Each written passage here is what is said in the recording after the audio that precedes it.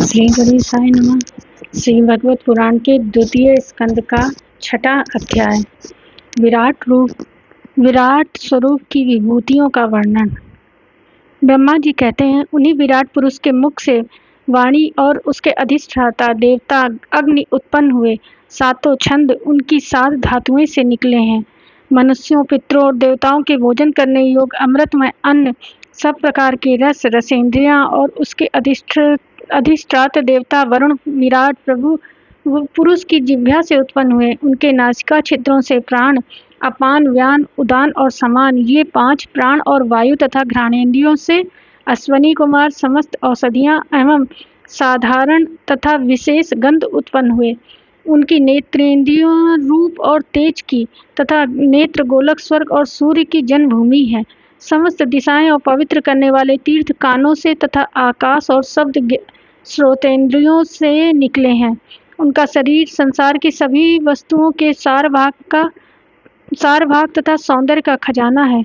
सारे यज्ञ, स्पर्श और वायु उनकी त्वचा से निकले हैं। उनके रोम सभी उद्दिज पदार्थों के जन्म स्थान है, अथवा केवल उन्हीं के जिनसे यज्ञ संपन्न होते हैं। उनके केश, दाढ़ी, मूछ और नखों से मेघ, बिजली, शिला एवं लोहा आदि धातुएं तथा भुजाओं से प्रायः संसार की रक्षा करने वाले लोकपाल प्रकट हुए हैं। उनका चलना फिरना भू, भुआ, स्व तीनों लोगों का आश्रय है। उनके चरण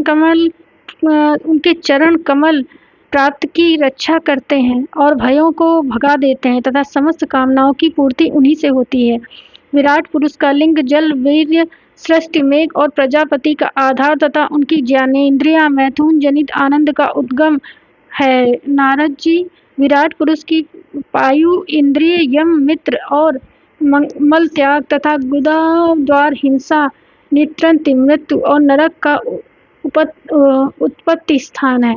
उनकी पीठ से पराजय, अधर्म और अज्ञान, नाड़ियों से नद नदी और हड्डियों से पर्वतों का निर्माण हुआ है। उनके उदर से मूल प्रकृति, रस नाम की धातु तथा समुद्र, समस्त प्राणी और उनकी मृत्यु समाई हुई है। उनका हृदय ही मन की जन्मभूमि है। नारद, हम, तुम, धर्म, सनकादि, शंकर, विज्ञान और अंतःकरण सब के सब उनके चित्त के आश्रित है। कहाँ तक गिनाएं? मैं, तुम, तुम्हारे बड़े भाई सनकादि, शंकर, देवता, दैत्य, मनुष्य, नाग, पक्षी, मृग, रेंगने वाले जंतु, गंधर्व, अप्सराएं, यक्ष, राक्षस, भूत, प्रेत, सर्प, पशु, पितर, सिद्ध, विद्याधर, चारण, वृक्ष और भी नाना प्रकार के जीव जो आकाश, जल या स्थल में रहते हैं, ग्रह, नक्षत्र, केतु, तारे, बिजली और बादल, ये सब के सब विराट पुरुष ही हैं। ये संपूर्ण विश्व जो कुछ कभी था, है या होगा, सबको वह घेरे हुए हैं और उसके अंदर यह विश्व उसके केवल 10 अंगुल के परिणाम में ही स्थित है। जैसे सूर्य अपने मंडल को प्रकाशित करते हुए भी बाहर फैलाते हैं, वैसे ही पुराण पुरुष परमात्मा भी संपूर्ण विराट विग्रह को प्रकाशित करते हुए ही उसके बाहर भीतर सर्वत्र एक रस प्रकाशित हो रहा है। मुनिवर, जो कुछ मनुष्य की क्रिया और संकल्प से बनता है, उससे वह परे है और अमृत एवं अभय पद मोक्ष का स्वामी है।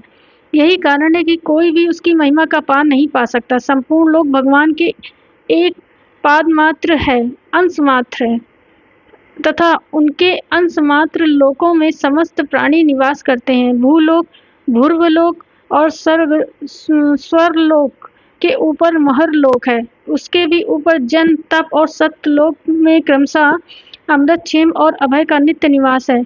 जन, तप और सत्य, इन तीनों लोकों में ब्रह्मचारी, वानप्रस्थ एवं सन्यासी निवास करते हैं।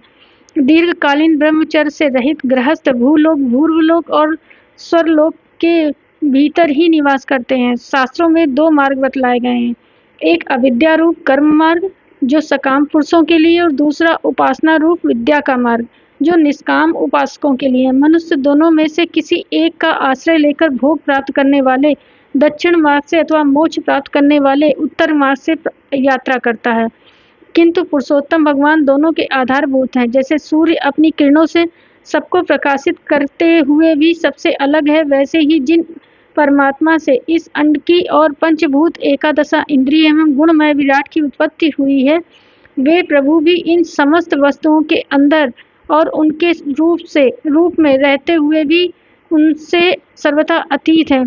जिस समय इस विराट पुरुष के नाभि कमल में मेरा जन्म हुआ, उस समय इस पुरुष के अंगों के अतिरिक्त मुझे और कोई भी यज्ञ की सामग्री नहीं मिली।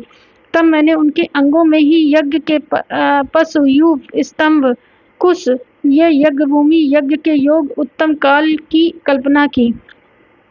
ऋषि श्रेष्ठ, यज्ञ के लिए आवश्यक पात्र आदि वस्तुएं, जौ, चावल आदि औषधियां, घृत आदि स्नेह पदार्थ, क्षय रस, लोहा, मिट्टी, जल, ऋग, यजुः, शाम, चातुर्होत्र, यज्ञों के नाम, मंत्र, दक्षिणा, व्रत, देवताओं के नाम, पद्धति ग्रंथ, संकल्प, तंत्र, गति, मति, श्रद्धा, प्रायश्चित और समर्पण, ये समस्त यज्ञ सामग्री मैंने विराट पुरुष के अंगों में ही इकट्ठी की है।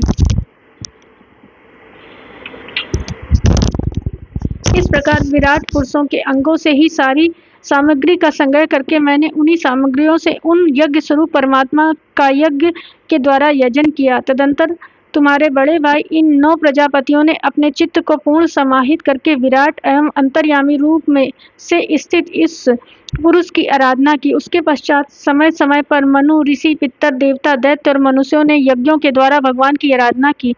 नारद, ये संपूर्ण विश्व उन्हीं भगवान नारायण में स्थित है, जो स्वयं तो प्राकृत गुणों से रहित हैं, परंतु सृष्टि के प्रारंभ में माया के द्वारा बहुत से गुण ग्रहण कर लेते हैं।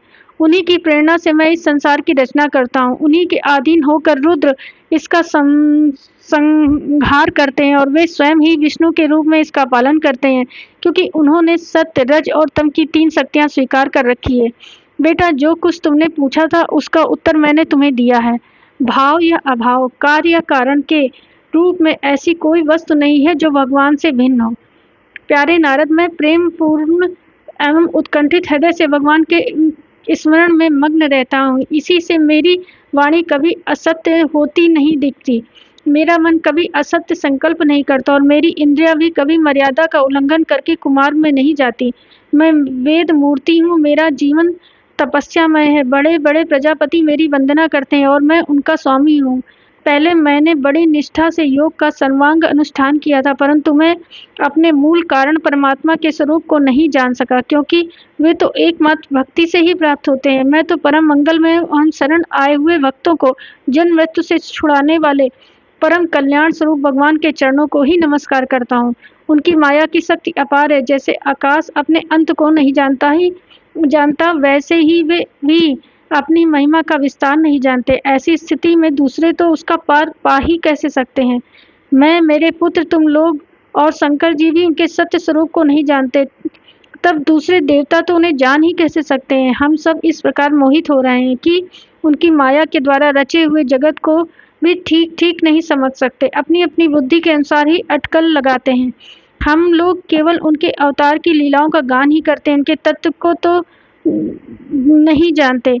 उन भगवान के श्री चरणों में मैं नमस्कार करता हूँ। वे अजन्मा एवं पुरुषोत्तम हैं।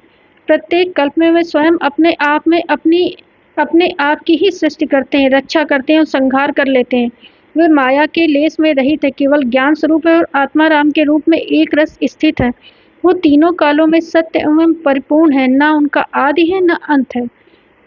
वे तीनों गुणों से रहित है, सनातन एवं अद्वितीय है। नारद, महात्मा लोग जिस समय अपने अंतःकरण, इंद्रिय और शरीर को शांत कर लेते हैं, उस समय उनका साक्षात्कार करते हैं, परंतु जब असत पुरुषों के द्वारा कुतर्कों का जाल बिछाकर उनको ढक लिया जाता है, तब उनके दर्शन नहीं हो पाते। परमात्मा का पहला अवतार विराट पुरुष है। उसके सिवा काल, स्वभाव, कार्य, कारण, मन, पंचभूत, अहंकार, तीनों गुण, इंद्रियां, ब्रह्मांड, शरीर, उसका अभिमानी स्थावर और जंगम जीव, सब के सब उन अनंत भगवान के ही स्वरूप हैं। मैं, शंकर, विष्णु, दक्ष आदि ये प्रजापति, तुम और तुम्हारे जैसे अन्य भक्तजन, स्वर्गलोक के रक्षक, पक्षियों के राजा, मनुष्य लोक के राजा, नीचे के लोक के राजा, गंधर्व, विद्याधर और चारणों के अधिनायक, यक्ष, राक्षस, सांप और नागों के स्वामी, महर्षि, पितृपति, दैत्येंद्र, सिद्धेश्वर, दानवराज और भी प्रेत, पिशाच, भूत, कुष्मांडा, जल जंतु, मृग और पक्षियों के स्वामी एवं संसार में और भी जितनी वस्तुएं ऐश्वर्य, तेज, इंद्रिय बल, मनोबल, शरीर बल या क्षमा से युक्त है अथवा जो भी विशेष सौंदर्य, लज्जा, वैभव तथा विभूति से युक्त है एवं जितनी भी वस्तुएं अद्भुत वर्ण वाली हैं, स्वरूप या अस्वरूप हैं, वे सब के सब परमात्म तत्व, भगवत तत्व स्वरूप ही हैं। नारद, इनके सिवा परम पुरुष परमात्मा के परम पवित्र एवं प्रधान प्रधान लीला अवतार भी शास्त्रों में वर्णित है। उनका मैं क्रमशः वर्णन करता हूँ। उनके चरित्र सुनने में बड़े मधुर एवं श्रवणेन्द्रियों के दोषों को दूर करने वाले हैं। तुम सावधान होकर उनका रस लो। इस प्रकार छठा अध्याय पूरा हुआ। राधे राधे।